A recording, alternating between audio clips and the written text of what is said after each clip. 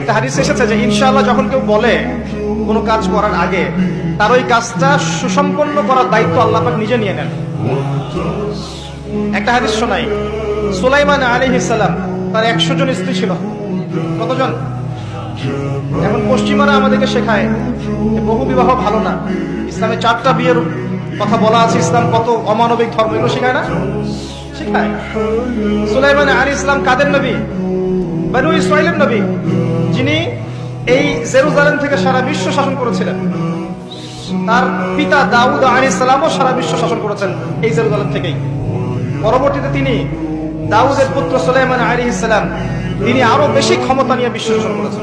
জিনরাও তার অনুগত ছিল। তিনি পশু পাখির ভাষা বুঝতেন, এমনকি পিঁপড়ার ভাষা পর্যন্ত বুঝতেন। বাতাসে ফ্লাই করতে পারতেন। জানেন না আপনারা?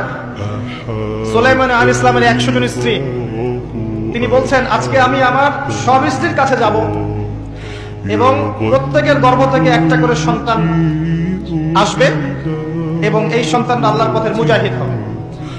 তিনি একটা কথা বলতে ভুলে গেলেন। কি? নবী সাল্লাল্লাহু আলাইহি ওয়াসাল্লাম বলছেন যে কোন স্ত্রী সন্তান জন্ম দেয়নি, একজন স্ত্রীর গর্ভে একটা সন্তান এসেছিল, সেটা আপনার প্রিম্যাচিউর, যেটাকে আমরা বলি প্রিম্যাচিউর বেবি, মানে